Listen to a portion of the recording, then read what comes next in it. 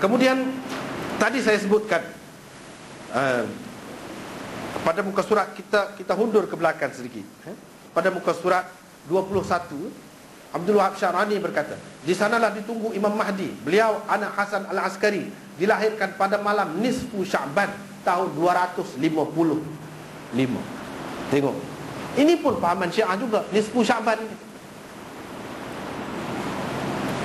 Nisfu Sya'ban ini pun Syiah juga. Kita tak tahu apa ceritanya.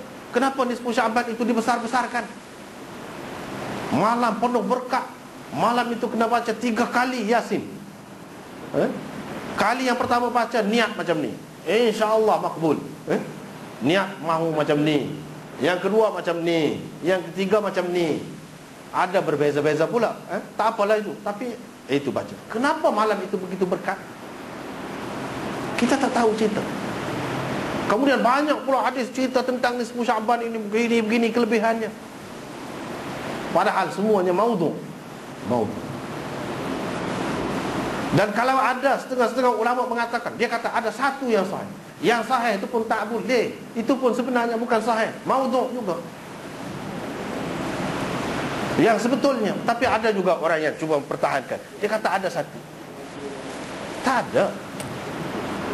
Kadang-kadang hadis ini mengikut ulama, sanadnya sahih, matannya tak sahih. Tak sahih juga. Kita tak boleh tengok dari segi sanad dia saja. Sanad tu orang boleh buat. Ambil mana-mana sanad Bukhari, bubuh isi dia, isi lain. Kepada orang yang tidak mengerti sahih, kita kena tengok isi dia. Ini adalah pengaruh Syiah. Dia takwilkan ayat Al-Quran, inna anzalnahu fi lailatin mubarakatin. Dalam surah Dukhan, di awal surah Dukhan itu, kami menurunkannya pada malam yang diberkati.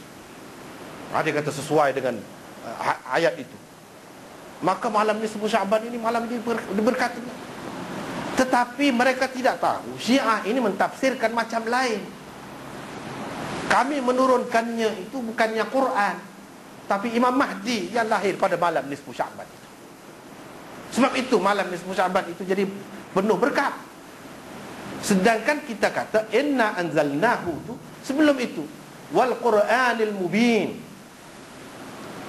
Quran itu cerita tentang Quran. Lepas itu Hamim wal Qur'anil mubin, inna anzalnahu fi lailatin mubarakatin. Hu dhamir itu jelas kembali kepada Quran. Tuhan bersumpah dengan Quran itu. Yang dimaksudkan turun, kami turunkan itu ialah Quran. Sebab itu diberkati malam itu, bukan turun Imam Mahdi. Tak ada kena-mengena dengan Imam Mahdi. Syahrul Ramadhan alladhi unzila fihi al-Quran. Pada bulan Ramadhan disebut secara umum diturunkan Al-Quran. Bulan Ramadhan, tengah hari ke atau malam. Dalam ayat itu disebutkan kami turunkan pada waktu malam. Jelas. Sebab itu diberkati, malaikat-malaikat turun. Ini berkenaan dengan kelebihan malam diturunkan Al-Quran itu, mula-mula diturunkan. Kelebihan bulan Ramadhan tidak ada kena-mengenanya dengan nisfu Sya'ban itu, tapi dikaitkan dengan malam nisfu. Sebab itu kita mengatakan hadis itu tidak boleh dipakai. Sebab apa? Ia bercanggah dengan Quran. Bercanggah dengan Quran. Dan kalau malam itu memang betul ada kelebihan, malam ini ada kelebihan, apa amalan yang Nabi SAW ajarkan?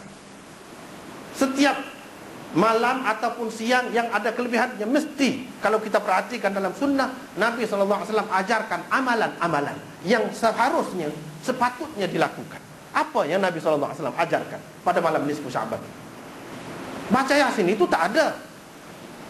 Yang ada pun dalam hadis yang dhaif, dalam Tirmizi, Nabi SAW pergi ke kubur begitu tengah malam. Itukah yang dibuat oleh orang yang menghidupkan malam nisfu Sya'ban itu? Tidak. Kenapa tak pergi kubur? Sebab itu yang dibuat oleh Nabi SAW. Kalau nak ikut betul itu, tapi tidak dibuat itu. Kita tidak mengatakan Nabi SAW pergi kubur itu kerana ada kelebihan nisfu. Tak ada kena mengena itu, kebetulan saja. Kalau ia pun, itu pun hadis dhaif. Kalau malam itu betul-betul lebih, apa amalan yang diajarkan oleh Nabi SAW?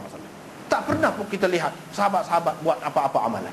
Isteri-isterinya buat apa-apa amalan pada malam itu. Aisyah yang dikatakan tidur bersama Nabi SAW itu pun tak ikut juga. Tak ada pula dia selepas Nabi SAW wafat, malam-malam seorang-seorang pergi ke kubur pada malam nisfu. Tak ada. Ini semua karut. Tak ada.